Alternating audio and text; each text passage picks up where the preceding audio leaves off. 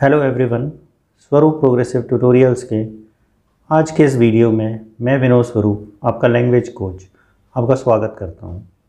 आज के इस वीडियो में हम प्राइमरी ऑक्सिलरीज़ को डिस्क्राइब करेंगे। प्राइमरी ऑक्सिलरीज़ बेसिकली हेल्पिंग वर्ब्स होती हैं। ये तीन तरह की होती है। इनकी जो बेस फॉर्म होती है that is be, have and do. Be के दो पार्ट होते हैं, प्रेजेंट में और पास्ट में। प्रेजेंट में बी के जो फॉर्म्स होते हैं that is is am are, और पास्ट में जो फॉर्म्स होती हैं that is was and were.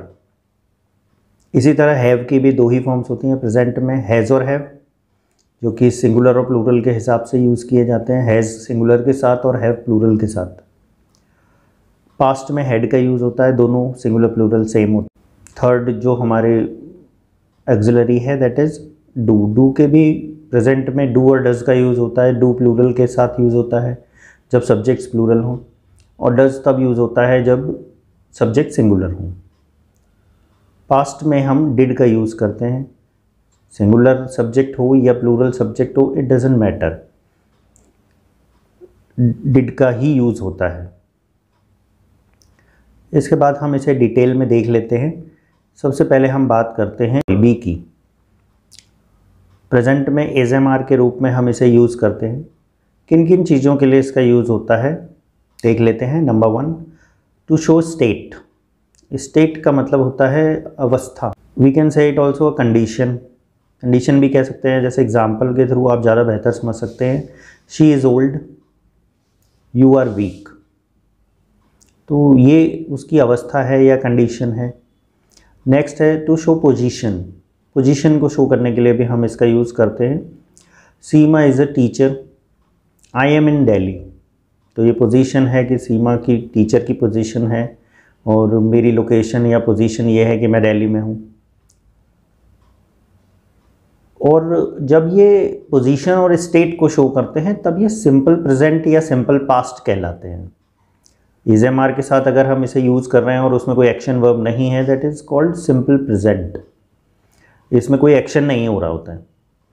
Continuous tense में जब हम इसको हेल्पिंग वर्ब की तरह यूज़ करते हैं तो उसमें आता है दे आर प्लेइंग हॉकी। इसमें इज एम आर के साथ आई एन जी फॉर्म दी होती है, तो ये कंटिन्यूस टेंस को रिप्रेजेंट करता है। I am going to Mathura. इसी तरह इसकी पास्ट फॉर्म्स हैं जिसमें हम देखते हैं कि सेम चीज़ें यूज़ होती हैं स्टेट को शो करने के लिए। एग्जाम्पल्स हैं they were late, he was a child. Position, position को शो करने के लिए जैसे Raj was a musician, he was in bed. उसकी पोजीशन कहाँ है कि वो बिस्तर में है। To show continuous tense again वही, we were going, she was singing a song. Were का यूज़ प्लूरल के साथ, वॉज का यूज़ सिंगुलर के साथ। तो ये बात होती है बी की। नेक्स्ट हम बात करते हैं हैव की। हैव के भी दो पार्ट होते हैं, प्रेजेंट टेंस में हैज़ हैव और पास्ट टेंस में हैड। तो इनका भी यूज़ काफ़ी चीज़ों के लिए होता है अलग अलग, जैसे पोसेशन को शो करने के लिए, किसी चीज़ की ओनरशिप को शो करने के लिए। पोसेशन का मीनिंग ओनरशिप से भी होता है, मतलब जो आपके अधिकार में है, जिस पर आपका अधिकार है। That is I have a car, मेरे पास एक कार है, तो मेरी पोसेशन में है, मेरे अधिकार में है। शी हैज़ एन अम्ब्रेला, उसके पास एक अम्ब्रेला है। They had a big house, उनके पास एक बड़ा घर था। बट पास्ट टेंस की बात है, था, अब है या नहीं है, it is not sure about that.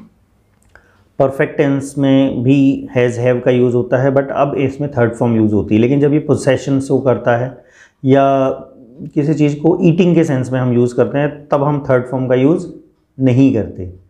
लेकिन जब परफेक्ट टेंस में यूज़ करते हैं तो हैव या हैज़ या हैड के साथ में थर्ड फॉर्म का यूज़ होता है।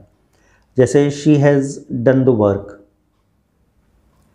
आई have played piano, Tina had gone to Delhi.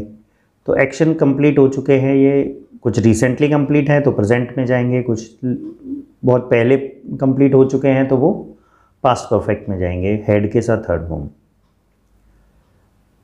Eating के सेंस में भी हैज़ हैव का यूज़ होता है, जैसे शी हैज़ हर ब्रेकफास्ट। आप देखना इसमें कोई थर्ड फॉर्म नहीं है, हैज़ ही वर्ब है और कोई वर्ब भी नहीं है इस सेंटेंस में, तो ईटिंग के सेंस में यूज़ होता है। I have my Apple, they had there lunch, वो अपना लंच कर चुके हैं या ले लिया है, ग्रहण कर लिया है, समथिंग लाइक दैट। इसको हैविंग के रूप में भी हम यूज़ करते हैं। हैविंग के यूज़ में जब हम यूज़ करते हैं तो भी ये ईटिंग के सेंस में ही जाता है, बट हम इसके साथ helping verb is am are का यूज़ करते हैं, वॉज वर्ब का भी यूज़ कर लेते हैं। जैसे she is having milk, right now she is having milk means इस समय वो दूध पी रही है। पीने के लिए हम ड्रिंकिंग भी लगा सकते हैं और हैविंग भी लगा सकते हैं। हैविंग का मतलब है लेना, ग्रहण करना, जबकि ड्रिंकिंग का मतलब तो सिर्फ पीना ही होता है। तो वो किसी भी तरीके से स्पीकिंग टर्म में ये चलता भी है।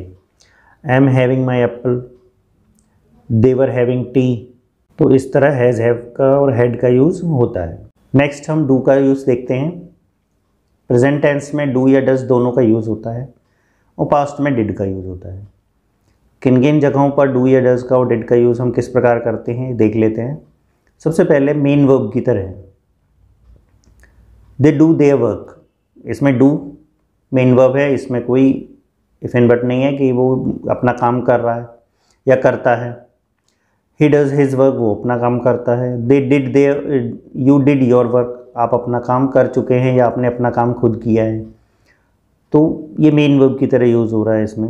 हेल्पिंग वर्ब की तरह डू जब यूज़ होता है तो उसके साथ नॉट का यूज़ होता है। जैसे we do not play chess, she does not tell a lie, I did not smoke. Question put up करने के लिए भी हम जैसे हेल्पिंग वर्ब से क्वेश्चंस बनाते हैं तो उसके लिए भी हम डू इट डज या डिड का यूज़ करते हैं। जैसे do you eat fruits, does he come here, did you call the police. तो ये सारे क्वेश्चंस को शो कर रहे हैं जो कि हम डू डज या डिड से बनाते हैं। इम्पेरेटिव सेंटेंस में भी इनका यूज़ होता है, डिड का नहीं होता, हाँ डू का ही होता है इम्पेरेटिव सेंटेंसेस में। ना डज का होगा ना डिड का होगा, क्योंकि imperative sentence order, advice, request को शो करते हैं और ये प्रेजेंट में ही होती है। जैसे और इसमें जो पर्सन होता है करने वाला वो सेकंड पर्सन यू ही होता है, क्योंकि हम सामने वाले को ऑर्डर या एडवाइस या रिक्वेस्ट कर रहे होते हैं। तो इसमें होता है do your work, do it, do the work carefully, तो ये डू से ही शुरू होते हैं। टू शो प्रोहाइबिशन, प्रोहाइबिशन मीन्स किसी चीज़ को मना करने के लिए जब हम बात करते हैं। जैसे डू नॉट स्मोक, ये भी इम्परेटिव का ही पार्ट है। Do not go there, do not talk rubbish. तो इस तरीके से हम डू का यूज़ करते हैं, डू डज या डिड जो भी है। तो डू के जो भी पार्ट्स हैं उनका यूज़ इस तरह से होता है। तो आई होप कि प्राइमरी ऑक्सिलरीज आपको बेहतर तरीके से समझ में आ गए होंगे। तो keep studying, keep watching, thank you.